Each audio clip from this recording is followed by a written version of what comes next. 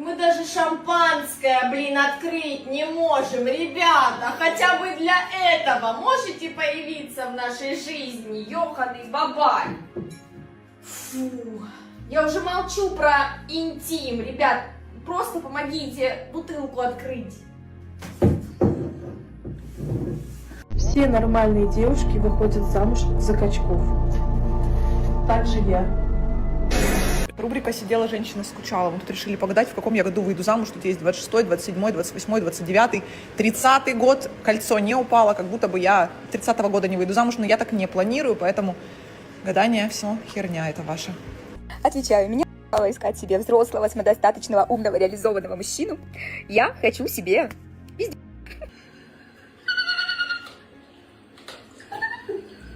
Я убеждена, что парням найти себе классную девушку намного проще, чем девушке найти себе классного парня. Сейчас я объясню. Давайте для начала взглянем на статистику. По крайней мере, в России девушек намного больше, чем мужчин. Ну, на пару миллионов так точно. Исходя из этого, следует естественный вывод, что у парней выбор намного больше. Очень просто, в особенности СНГшным парням, потому что именно СНГшные девушки самые красивые, настроены на семью, умеют быть по отношению к мужчинам заботливыми, понимающими, при этом у них у всех своя какая-то карьера, свои амбиции, они все при этом самостоятельные. У меня в окружении нет ни одной девушки, состоящей в нормальных отношениях. Недавно и я пополнила их ряды. Честно, очень надоела эта гонка за отношениями, в которой я находилась вот, по сути, до этого времени. Хочется, конечно, там семью, детей, дом, собаку, все дела. Но для этого, оказывается, сначала нужно реально выстроить свою жизнь. Бытует ведь это убеждение о том, что сначала нужно встать на ноги, сначала сделать карьеру, сначала нужно купить машину, квартиру, а потом уже искать там любовь всей своей жизни. Я была в числе этих людей. Потом я подумала, сколько я буду добиваться этих целей, а нужно ли мне оно, если рядом со мной не будет меня сопровождать человек, который будет разделять со мной все эти радости. Я просто понимаю, что на данный момент развития моей личности мне нужно уделять больше времени себе. И уже потом, исходя из состояния избытка, понимать, что можно уже вступать в отношения. На сегодня умные мысли закончились. А что думаете вы? Права ли я в своем убеждении или нет? Все женщины меркантильные. Абсолютно все женщины, которые ценят себя, ценят свою жизнь, понимают, что жизнь у них одна, а не 7 или 9, что у них молодость ограничена определенным количеством лет. Все нормальные женщины, они меркантильные. Если женщина не меркантильная, она с пеной у рта бьет себя в грудь и говорит, я не такая, она либо самоутверждается за счет других, либо лицемерит. Потому что любая нормальная девушка, которая понимает собственную самоценность, она хочет жить в семье, где мужчина все-таки мужчина, а не пополамчик. Нет, я абсолютно не против, если вы выбираете себе другой путь, это ваше дело. Но базово всегда было так, что мужчина зарабатывает деньги, мужчина является добытчиком семьи, а женщина является хранительницей очага и рожает детей. Но у меня так в семье было. У меня полноценная семья, у меня родители 40 с лишним лет вместе. И у меня в семье так. И это норма. И у мамы моей в семье было так. И у папы моего, который, кстати, из восточной семьи, тоже всегда было так. Что в 21 веке такого поменялось, что вдруг женщину, которая хочет абсолютно резонно, это нормальное желание, иметь рядом с собой полноценного мужчину, который зарабатывает деньги, содержит семью, вдруг стали называть тарелочницей, и я, честно, не понимаю. Мне 26, и я. Мне 26, и я живу в съемной квартире и не представляю, когда смогу позволить себе купить собственное жилье в Москве. Мне 26, и у меня нету семьи, у меня нету детей, нету мужа, нету даже отношений. Но у меня есть собака. Мне 26, я до сих пор в поиске себя и до сих пор ищу, чем я искренне по-настоящему хочу заниматься в этой жизни. Мне 26, но я всем говорю, что мне уже 27. Я не знаю, зачем я это делаю. Как будто бы я уже стала ощущать себя именно на 27 лет. Не знаю, как это работает. Мне 26, и я уже начала замечать возрастные изменения и начала делать вот так. Мне 26, и я уже хочу сделать себе подтяжку.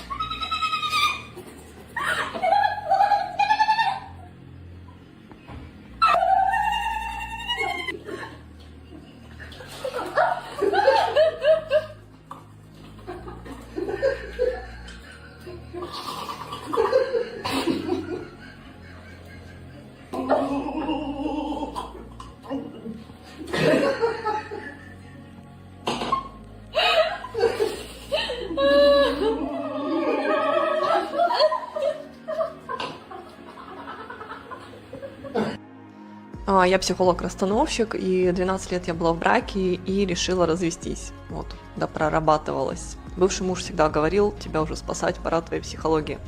Но правда в том, что спасать мне действительно надо было, потому что всем женщинам, которые находятся в браке, всегда важно себя обезопасить на все случаи. Это финансовая подушка хотя бы на 6-12 месяцев, чтобы у вас всегда был запас. Поэтому, дорогие мои, даже если вы в браке, вы счастливы, у вас все хорошо, помните, что хорошо тогда, когда у вас на счетах есть деньги. Вот это самая главная безопасность. А то, что потом будет происходить вокруг, это уже все решаемо, когда у вас есть деньги. Вот. Я, к сожалению, так себя не обезопасила, поэтому мне выставил банк 8 миллионов рублей к полной выплате по ипотеке, и сейчас я эту ситуацию Знаете, почему мужчина никогда не будет по-настоящему любить и уважать такую покорную, добрую, милую женщину? Потому что в тайне каждый мужчина мечтает найти свою альфу-самку, которой он будет подчиняться. Потому что мужчины созданы для подчинения. Поэтому у них патриархальная культура, от которой уже много-много столетий главенствует, ну как бы есть, получается, главарь и есть подчиненный. И они просто идеальные исполнители. Но культура, опять-таки, навязала такую роль для мужчин, типа я главный, я самец, я там такой вот весь охеренно крутой. И женщины как бы под это подстроились. Но на самом деле-то, я знаю, мужчины, вы мечтаете, чтобы во главе семьи была женщина, которая умеет принимать решения, а вы как бы все делали для того, чтобы у нее все было good, классно, и ей подносили как бы дары, чтобы она радовалась. Вот в таком формате получается, как правило, очень хорошая семья. Я не готова к этому разговору, но... Девушки, подскажите, пожалуйста, как вы находите себе молодых людей? Я не понимаю. Я знакомлюсь там в лифте, в поезде, в кафешках, выхожу на улицу, сижу на сайте знакомств, и это полный кошмар. Я не понимаю, у меня есть ощущение, что всех адекватных уже давно разобрали, и даже те, кто успел выйти из брака, уже завтра нашли себе женщин. Это просто какой-то ужас. На сайте знакомств они сливаются, как только ты им говоришь, что не хочешь идти в кальянку. В жизни они просто такие, типа, пойду помолчу, и что-то еще, и ты думаешь, господи, а где инициатива? Вот хочется же, чтобы социалом пришел такой, все. Я буду с тобой, я такой прекрасный.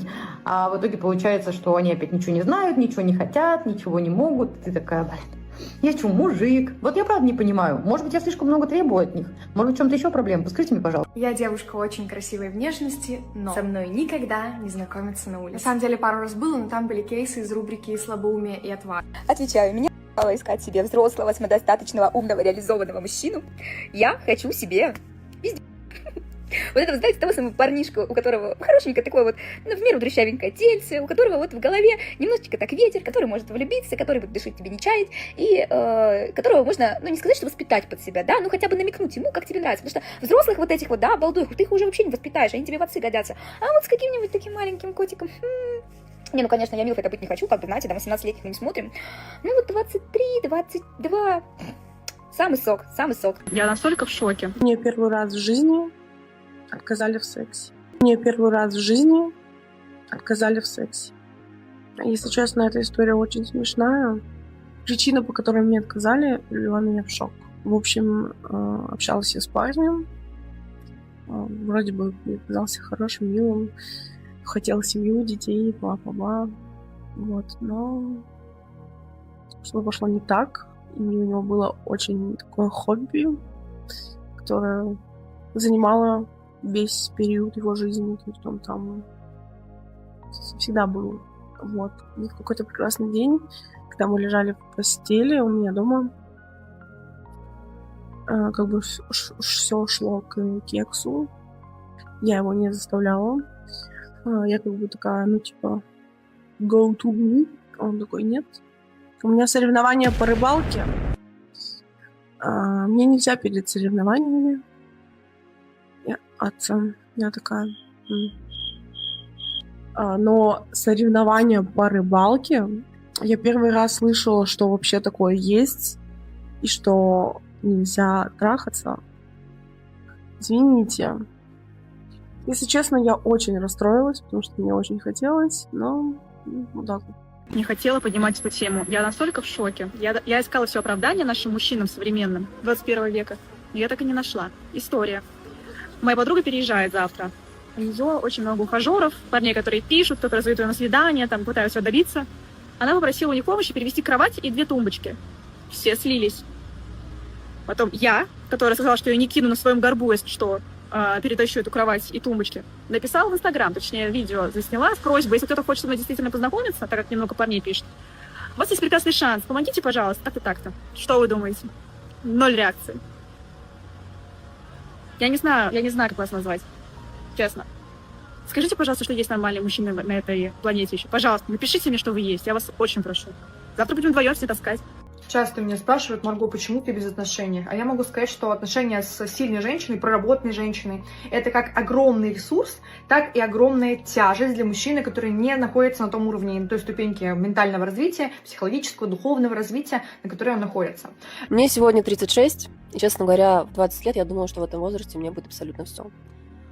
Любимый муж, дети, машина, крепкая, заботливая семья, домик где-нибудь у моря.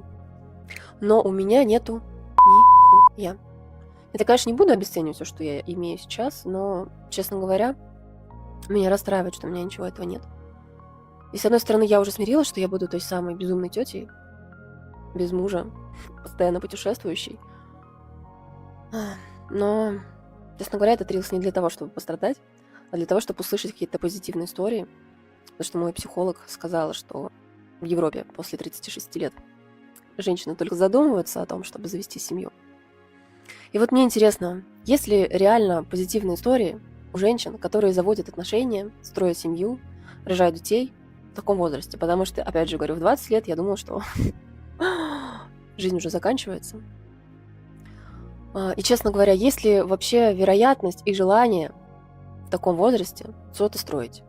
Потому что у меня сейчас нет ни малейшей веры в мужчин и надежда только на себя, на свое плечо и на свои яйца. У меня никогда в жизни не было отношений, да. И вообще я особо не коммуницировала с мужчинами до этого года. Максимум, да, общение с моими одноклассниками и с мужчинами в моей семье. То есть это брат, младший брат, папа, дедушки, дядя и все. На этом моя коммуникация с мужским полом сводилась к нулю. Но в 25-м году все круто изменилось, потому что в моей жизни появились сайты знакомств. Да, честно говоря, достаточно спорная темка, потому что в моем окружении есть разные мнения по поводу сайтов знакомств. Кто-то их люто хейтит, кто-то как бы, ну, есть и есть, а кто-то я, которая дает им постоянно вторые, третьи шансы. Всем привет. Я не вижу ничего плохого в сайтах знакомств. Для меня это, наоборот, очень крутая штука, потому что она очень сильно экономит время. Но, господи, сколько же нервишек эта темка мне помотала. На сайт знакомств впервые я зашла в марте 25 года и удалилась с них окончательно в ноябре 25 года. У меня было несколько заходов, когда я то возвращалась, то удаляла, то снова скачивала, и вот так вот по кругу. Ну, девочки, вы меня поймете. Но могу сказать то, что за все это время могу выделить целых 3, по моему мнению, интересных эпизода, которые очень сильно запали мне в душу, но о которых я, наверное, расскажу в отдельных видео. А сейчас я просто хочу сказать о том, что, да, изначально, когда я заходила на сайты знакомств, я очень сильно переживала на тему того, что у меня нет отношений, что я какая-то не такая, что мне срочно вот нужен мужчина прямо сейчас. Но сейчас я понимаю то, что простите, но нет. Хочу просто пожить для себя, просто ходить, просто кайфовать. Год отшельника, он явно дал понять, что самый главный ресурс, который есть у нас в жизни, это мы. Хочется вернуть вот весь фокус внимания на себя. Поэтому, девочки, основной посыл этого видео заключается в том, что делайте только так, как хотите именно вы. То есть не надо искать и притягивать в свою жизнь отношения только ради того, чтобы они были. Я хочу отношений. Прошел почти год, как я рассталась с бывшим, и все это время я училась любить себя, наполняла свою жизнь яркими моментами, и с уверенностью могу сказать, что я сейчас проживаю лучший период в своей жизни. Но разделить все эти моменты мне не с кем. Да, мне хорошо одной, но иногда так хочется, чтобы кто-то ждал с тобой встречи, улыбался при виде тебя, кому можно прижаться в холодный вечер и просто знать, что он есть, он рядом. Я не знаю, сколько я еще буду одна, потому что мне пока еще сложно кому-то довериться. Я хочу, чтобы со мной рядом был сильный мужчина, с которым я смогу быть слабой. потому что сильной быть я устала. Мой опыт жизни с девушками, бостонский брак, или почему я понимаю теперь мужчин. Прожила с девушкой 1 месяц, и этот месяц был он просто адовый. Я не могу этим не поделиться. У нас было 2 проблемы. У нее было то, что у нее была квартира и нечем было за нее платить, а у меня были деньги, но не было квартиры. И мы вот решились так заметчиться. Перед тем, как не приехать, я не знаю почему, но вот я решила ей сказать, что, знаешь, я, наверное, не буду кушать вместе с тобой, я буду покупать сама себе еду, если мне нужно будет, я буду сама готовить, на меня готовить не надо. Она сказала: ты мы будем есть все вместе. Чтобы вы понимали, это я, она и еще 2 ее детей. Тут я начала немного напрягаться, потому что раньше я могла, например, купить себе просто булочку на целый день и нормально двигаться, а тут мне теперь нужно было покупать продукты на всех. А 4 булочки на всех, ну, такой себе, да? Тут уже список продуктов побольше будет. Скажу, что я покупала продукты часто, потому что каждый раз, когда я что-то покупала, приносила домой, всегда была какая-то лютая истерика на тему того, что я травлю ее детей, травлю себя, потому что, оказывается, например, мытая картошка, она обработана химикатами, и такой нельзя давать даже животным. Дальше мы пошли больше. Когда я покупала себе какие-то вещи, всегда говорила, что это какое-то говнище, что это никто не носит, хотя ее мне никто не спрашивал. И почему-то я должна была работать ее личным таксистом, потому что ей нужно съездить туда, сюда, вот это вот. Я изначально, мы с ней договаривались, что я тебе просто плачу деньги за то, чтобы я могла прийти ночью, поспать и утром уехать. Днем меня в квартире вообще не было. Она, как она сказала, я самый лучший квартирант. Но я терпела, да, еще. Я вот это все хавала, пока в один прекрасный момент я просто не с одной стороны, я ей очень сильно благодарна, что она мне помогла, но с другой стороны, я ей просто платила деньги. Я могла платить деньги за такую же квартиру, но вот почему-то мы с ней вдвоем тогда решили, что нам очень классно будет жить вместе. По итогу, что мы имеем? Для нее я осталась неблагодарной тварью, хотя всегда, что она просила, я делала, покупала, сидела там с детьми и все остальное. Но для меня это просто осталось тем, что я могу теперь это просто кому-то рассказать и вынести какой-то для себя опыт. А почему я понимаю мужчин? Потому что я теперь выкупила, каково это жить с вечно недовольным человеком, когда ты пытаешься что-то делать, чтобы ему угодить, а получаешь ***. Хотя, по сути, я точно такая же вечно недовольна. Куда мы катимся? Мне недавно моя подруга прислала, значит, такой картинку, мем, я не знаю, как это называется, что девушкам досталось все самое сложное в этой жизни, там, роды.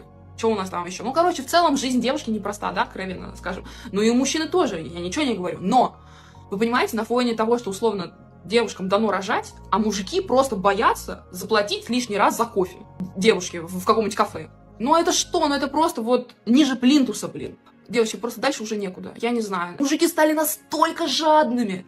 Вот просто они придумают 150 оправданий, лишь бы, вот понимаете, удушиться вот за эту копейку. Заплатить за девушку, за кофе, вот эти 100 рублей. Это просто. Девочки, нам нужно повышать планку. Потому что мужики уже охерели, уже всех приравняли к тарелочницам. Почему всех? Вообще я это искренне не понимаю. И уже это просто настолько смешно и позорно смотрится, что, понимаете, не соглашайтесь, девочки, на вот эти вот уловки мужиков, которые не заплатят там за вас эти 3 рубля, потому что дальше только хуже. Ну, естественно, меня сейчас все мужики в комментариях обосрут, обзовут меркантильной дрянью. Поймите, я не говорю о каких-то немыслимых ресурсах. Мужчины очень любят так воспринимать мои слова и писать об этом в комментариях. Я говорю о просто каком-то элементарном уважении. Даже на первом свидании вашей девушки, которую вы пригласили.